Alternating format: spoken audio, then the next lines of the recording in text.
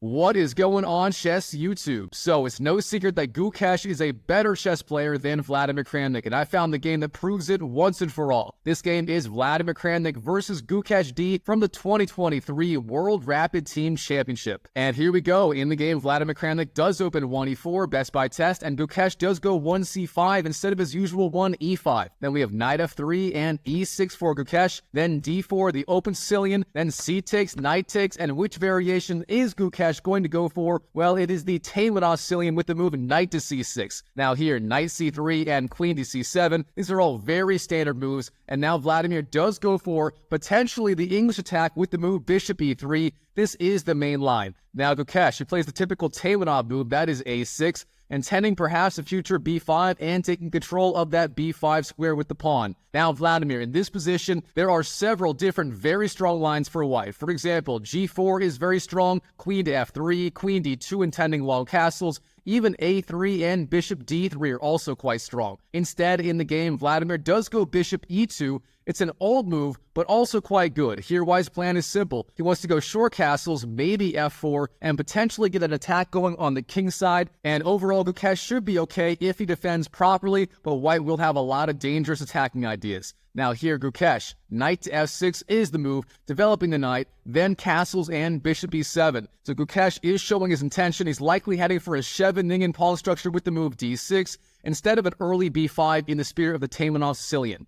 Now Vladimir, he does go f4. f4 is the move. And now here, Gukesh, it is very important to go d6, taking control of that e5 square. Let's say you don't do that. Let's say you just short castle here. Short castle is the move. Then e5 would be incredibly strong for Vladimir. No matter where the knight goes, black is going to be in a lot of trouble. For example, if knight d5, you can take the knight, then e takes, then c4, opening up the game. White would have a very dangerous attack. So with that in mind, d6 is the move. And this is the real starting point of this variation. Now, this does transpose to a Scheveningen pawn structure, and this is often reached via the Scheveningen or the Najdorf move order instead of the Taimanov. But no matter how you get here, this is a very well-known position. Garry Kasparov played quite a few games as black in this exact position. I believe Bobby Fischer did as well. All right, now here, Vladimir, he's got a wide variety of ways to proceed. His main idea is going to be getting an attack going on the king side. So with that in mind, he's got to find the right placement for his pieces. Now, what are his options? Well, he can go for an immediate attack with the move g4. Beyond that, you can go, say, queen to e1, intending queen g3, or queen d2, bishop f3, and so on. In the game, he does start with the move a4, gaining space on the queen side, clamping down on that future b5 advance. Now, this move is a little bit slow, and it does weaken the b4 square, and that means Vladimir may be going for more of a positional bind rather than an all-out kingside attack. All right, here, Gukesh, he does castle. That is the standard move here for black. There's nothing else that comes close in terms of being the right idea. And now Vladimir, he takes a moment to improve the placement of his king to h1. So far, Vladimir playing very solid, very safe. He has maybe a tiny advantage in this position, but overall, it's not that much. Now here, Gukesh, he finds the right way to simplify and try to get a little bit of counterplay in the center. He does take on d4 immediately. That is the best response to the early a4 and king to h1 from white. So, knight takes d4 is the move. And now, believe it or not, Vladimir, he's got a choice. Both bishop takes d4 and queen takes are quite playable. What are the drawbacks of these two different moves? Well, if you go bishop takes e4, then e5 from black is quite strong. The bishop has to move again. Then you can trade on f4, for example. Bishop takes e5, bishop e3, e takes f4, then bishop takes, and then bishop e6. And this structure is again achieved in many different lines of the Najdorf Sicilian. Overall, black is doing perfectly fine, but white can go for an attack on the king side, again with moves like queen e1, queen g3, rook a d1, and so on. Now, instead of that here, Vladimir, he does take with the queen. Queen takes d4 is the move, centralizing the queen, and it turns out here, e5 does not work quite as well. Now, instead of that here, the move for Gukesh is going to be bishop d7, developing his bishop and freeing up the c8 square for either rook. Now, both rook f8 and rook a to c8 are playable. However, it's most likely the a rook is coming to c8, and the other rook may potentially go to e8 or d8. Those are both pretty common squares for the f rook in these lines. Now, here, Vladimir, again, he's got many different ways to proceed. And the main question he has to answer is, do you want to attack on the king side or on the queen side? Well, he does start with the move a5, gaining space on the queenside and clamping down on both the b6 square and the b5 advance from black. So here Vladimir is really showing his hand. He's going to play more in the center and on the queenside and sort of give up on his idea of attacking on the king side with a future, say, g4 or e5 advance.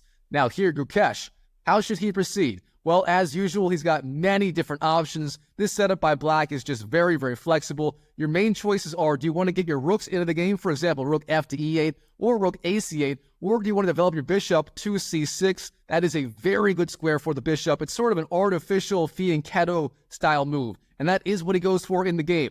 Bishop c6, a great square for the bishop, and now Gukesh has quite a bit of pressure on that pawn on e4. Now, yes, it is currently being defended twice by the queen and the knight. However, if you want to move the queen in the future, say queen d2, then the pawn on e4 would hang. So with that in mind here, Vladimir, he plays a very safe move. That is just bishop f3. Again, he's also sort of artificially fianchettoing his bishop, defending e4, and now moves like queen d2 are possible. That may be very important if black does go e5, try to drive back that queen. All right, now, Gukesh. The move is rook a to c8, getting his rook to the semi-open c-file. Now, if the bishop does move, he's going to have a lot of pressure with the queen and the rook piling up on c2 potentially. Now, Vladimir, he continues playing very safe and very solid. He just goes queen d2, getting out of the way of a future e5 advance. So, Vladimir, he had a plan coming into this game, playing very solid, staying under control at all costs, and he kind of got the kind of game that he wanted. However, Gukesh, he's also doing just fine. And overall, he's pretty much equal here. Now, in this position, Vladimir is not really threatening anything yet. He doesn't have any decisive breakthroughs, so with that in mind here, Gukesh, he can kind of decide how he wants to proceed. Now, again, there are a million different playable ideas here. For example, h6, rook f to e8, maybe even knight d7 could be playable. Now, instead in the game, Gukesh, he plays a very peculiar-looking move. That is the move queen to b8, sliding his queen back to the back rank. This is sort of a Magnus Carlsen-style move, retreating the queen but opening up the rook on the c-file. Now, the queen isn't necessarily doing a whole lot on b8, but one of the reasons Gukesh went here instead of, say, d8 is on d8, the queen would be vulnerable to bishop b6 ideas by white. Of course, the bishop does lock down that b6 square, so overall, the queen might be a little bit safer on b8 as opposed to, say, d7 or d8. So, interesting idea by Gukesh. All right, now, Vladimir, as discussed, he is playing more of a positional game. He's trying to clamp down on the center and on the queen side, so with that in mind, his next move will make a lot of sense, even if you are a beginner. He just goes rook f to d1. Getting his rook to the semi-open d-file, applying pressure on d5, kind of discouraging d5 advances from black. And again, Vladimir, all of his pieces make a lot of sense. The bishop's slicing down the board to the queen side, the rook's on the d-file and the a-file, the knight on c3 is well placed, and the queen on d2 also very well placed. So Vladimir playing very solid, but also not that ambitiously, and Gukesh does have a lot of time to kind of figure out how he wants to proceed. Now here, Gukesh, again, he's got a million options. Rook f e8 or rook f d8 are playable. d5 is actually quite playable. But instead, he does go knight d7, retreating the knight. And this move might be a little bit inaccurate here. Now, the problem with this, the knight is no longer putting pressure on that pawn on e4. It's only being attacked once by the bishop on c6, and it is defended twice by the knight and the bishop. So here, Vladimir, he puts his thinking cap on, and he realizes, hey, wait a minute, this knight on c3 is free to move, and he just goes knight to e2, rerouting it potentially to either d4 or g3. Now, very interestingly, the best move for Gukesh here, even though he just went knight to d7, it is going to be knight to f6, bringing the knight back to the f6 square and putting more pressure on e4, and from there, Vladimir, he may have to go knight c3 trying to defend. That may actually be the best move, but then Gukesh, he can repeat moves if he wants to and kind of ask Vladimir, are you really going to go for a draw on move 17 as white? So overall, that would have been a very tricky move by Gukesh, but instead he doesn't do that. Instead, he goes for the move rook f to d8, developing his rook, opposing the white queen on d2, but this sort of plays into Vladimir's hands, and this may be the first big mistake by Gukesh in the game. This move right here, rook f d8, instead of going back knight to f6. Now here, Vladimir, he does jump in with the knight, knight d4. Of course, that was the whole idea of knight e2 in the first place. Now the knight on d4 is actually very well centralized. White has the option of going c3 in the future if he wants to, which would bolster that pawn on the c-file and reduce black's pressure with the c-file on the semi-open c-file. Therefore, here, Vladimir, after that one inaccurate move by Gukesh, he suddenly does have quite a large advantage. And Gukesh, how is he going to fight back? Well, the computer says the strongest move here is actually e5, breaking in the center. It's a very thematic move in the Scheveningen, and it does work out quite well here. The main line being e5, then knight takes c6, rook takes, and from there, black's doing relatively okay. Now, instead, he does bring his knight back to f6. Knight to f6 is the move, but this move was played one move too late, and it should have been played before rook f to d8. And here, of course, Kramnik doesn't have to defend e4 right away. Yes, it is being attacked twice by the knight and the bishop. However, Kramnik, he decides, I'm just going to knock off that very strong bishop on c6 right away. Knight takes c6 is the move. And now, no matter how you recapture, Kramnik is going to win the bishop pair. And those two Bs on e3 and f3 are going to be incredibly strong, slicing down the queenside. And again, Kramnik will have a solid edge here.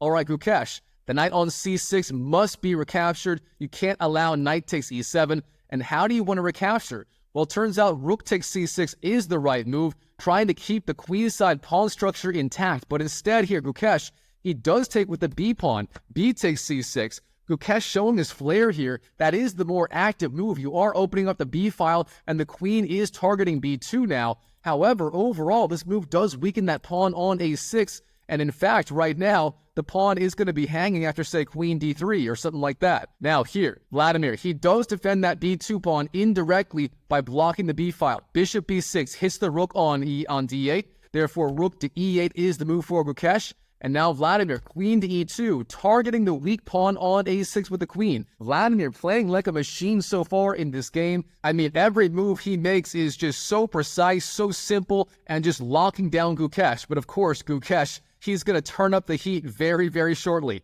All right, here, he does break in the center with the move d5. A very good move. Of course, now he has that pawn triangle on c6, d5, and e6. And Vladimir, he is not happy about that. He takes on d5 immediately. E takes d5 is the move. Of course, e5 is also possible, but then after knight d7, Gukesh would be doing relatively okay. For example, he could go c5, getting space on the queen side. He could threaten knight takes b6 and so on. So instead, e takes d5 is the move. And now, of course, Gukesh recaptures towards the center. C takes d5 is the move. You don't want to go knight takes or e takes. Both of those moves would leave the pawn structure a lot weaker. All right, now, Vladimir, he sees that free pawn on a6. That was the whole point of going queen to e2 on one or two moves prior to target that weak pawn. And here, Vladimir, he does simply capture the pawn. Queen takes a6. Of course, this does leave that pawn on c2 undefended to the rook on c8. Therefore, Gukesh does just take on there. Rook takes c2, winning that free pawn.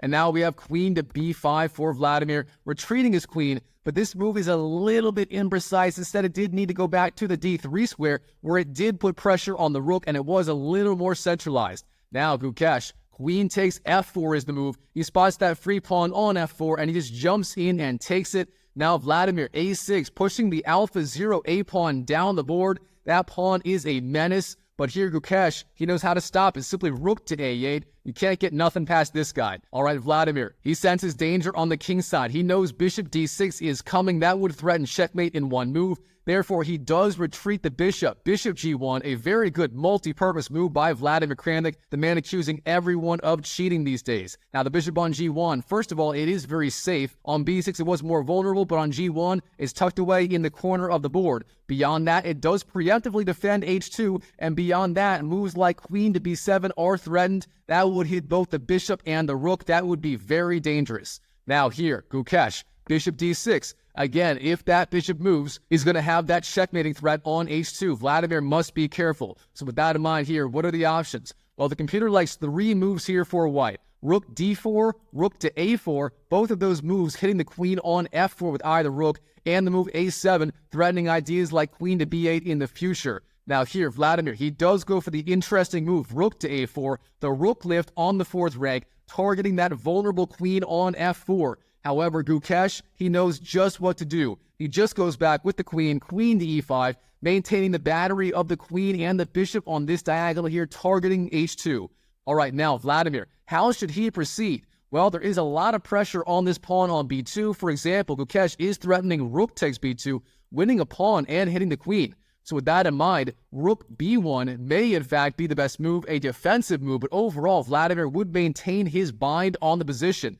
Now, instead of that, he does go a7 here, pushing the alpha 0 a pawn down the board, and normally I am all for that. I am all for marching those alpha 0 pawns down the board in any position, but here it doesn't quite work out. Here, Gukesh, he just takes on b2, queen takes b2, now both the queen and the rook are active, and if you trade queens, Gukesh will have a manageable position in the endgame, and if you don't, he's going to have a lot of pressure on this second rank. Now here, the best move for Vladimir is in fact queen to a6, keeping the queens on the board, and from there you are threatening a lot of different ideas. However, instead of that here, Vladimir, he does go queen to f1, a defensive move. He is trying to preemptively defend the king side. However, this one mistake, queen to f1, does throw away most of his advantage in the game.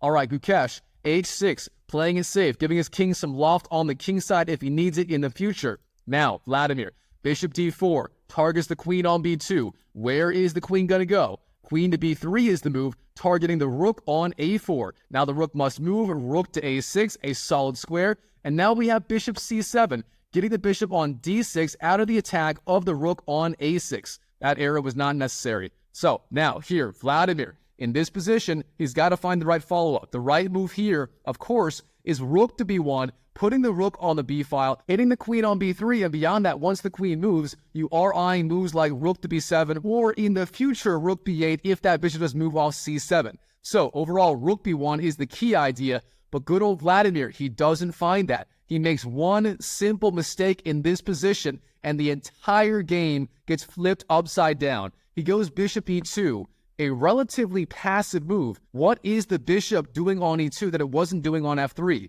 Well, not a whole lot. I mean, the bishop is guarding a6. It does defend the rook in advance, but the rook was already defended by the queen on f1. That really wasn't necessary. And beyond that, the bishop is no longer defending g2, and it's vulnerable to the rook on c2. So bishop e2 may have been worse than a wasted move. Vladimir may have been better off just passing the ball into Gukesh's court. And here Gukesh, he takes advantage of the space left behind. Of course, on f3, that bishop was guarding e4, but now Gukesh, he jumps in with the knight. Knight to e4, now he's threatening all kinds of ideas, including knight to g3. All right, Vladimir, is he going to be able to defend? Well, the best move here may, in fact, be bishop f3, retreating the bishop back to where it was before and putting pressure on that knight. Beyond that, there are other moves. For example, queen f3 and queen d1 are also playable. Now in the game, Vladimir, he plays a very active move, bishop h5. Nothing wrong with this. Of course, the threat is queen takes f7, but now Gukesh has got a very simple retort. All he has to do is the move g6, driving back that bishop, and he will be just fine. Now, unfortunately, he didn't find that move, or he didn't like it if he saw it. Instead, he did play Ben Feingold's signature move. That is the move f6. Ben Feingold, of course, not a very big fan of the move f6. If you don't believe me, just do a YouTube search for Ben Feingold f6, and you'll know what I'm talking about. All right, here, this was a mistake. It does weaken the king side, especially the light squares around the king. Now, Vladimir, he's got many different moves to capitalize on this mistake. For example, bishop f3 is the simplest, again, putting pressure on that knight and cutting off the queen on the third rank. That is very important. Now, instead of that, here, Vladimir, he plays the move, rook takes e6, winning the free pawn, but this is a massive, catastrophic mistake. And if you like puzzles, pause the video right now and try to find the beautiful tactical shot by Gukesh in this exact position. And while you're at it, go and smash that YouTube like button for more videos just like this of Gukesh. All right, here, Gukesh, of course, he's going to play the move knight to g3, jumping in with the knight. This is a beautiful tactical shot, hitting both the king and the queen. Of course, if you move the king, say king g1, then you do lose the queen on f1. Therefore, h takes g3 is the only move, but then the queen comes flying over. Queen takes g3, threatening queen to h2. That would be checkmate on the spot. Now, there are only two good ways to stop the checkmate threat. One is rook to e5, the other is bishop e5. And it turns out both of them lead to essentially the exact same position. In the game, Kramnik did go bishop e5.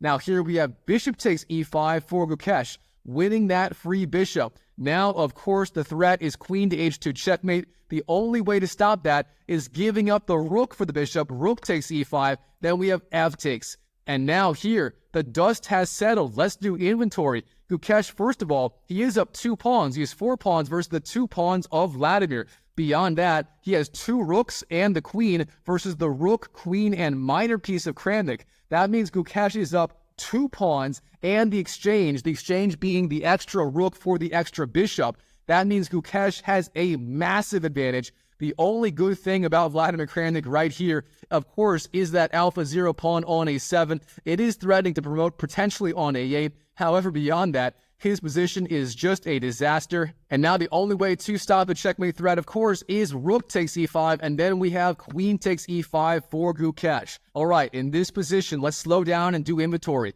It turns out Gukesh here has the 4 pawns versus the 2 pawns of Vladimir, the 2 pawns on g2 and a7. Beyond that, Gukesh has 2 rooks and the queen versus the rook, minor piece, and queen of white. That means Gukesh is up 2 pawns and the exchange being the extra rook versus the extra minor piece, and Gukesh is simply dominating. It's amazing how fast Vladimir Kramnik lost control once he lost his simple positional bind. I mean, as soon as the position opened up and got chaotic, Gukesh just crashed through. But it's not the end of the game. Let's see how it goes from here. Bishop g6 for Vladimir, then rook to c4, eyeing the h4 square with the rook. Rook h4 could be devastating. All right, now, queen to f2, trying to defend the f4 square and this diagonal. Very good by Vladimir, but now queen to g5, threatening queen h4 check, hitting both the king and the queen on f2. Now, bishop f5 defends the bishop, but sure enough, Gukesh, queen to h4 is the move, forcing the queens off the board one way or another. Now we have queen takes and rook takes, then king g1 getting out of the check, but now rook takes a7 wins the alpha 0 a pawn, and now look at this. Gukesh is up 1, 2, 3 pawns versus Vladimir, and he has the exchange. This is just too much. I mean, Vladimir takes on d5, but then after king to f7, here Vladimir, he simply resigns on the spot to Gukesh. There is no coming back from this material deficit. It is just too much. Wow, what a game by Gukesh against the former world champion Vladimir Kramnik. But overall, I think this game shows once and for all why Gukesh is the better chess player and simply superior to Vladimir Kramnik. All right, Chess YouTube, I hope you enjoyed this video. If you did, smash that like button and check out this video right here, where Magnus Carlsen disrespects Vladimir Kramnik with the Trumpowski opening with 2 bishop g5. That game was hilarious. If you want to see some more games of a world-class player beating up on poor old Vladimir Kramnik, you got to check that game out, and I'll see you in the next video.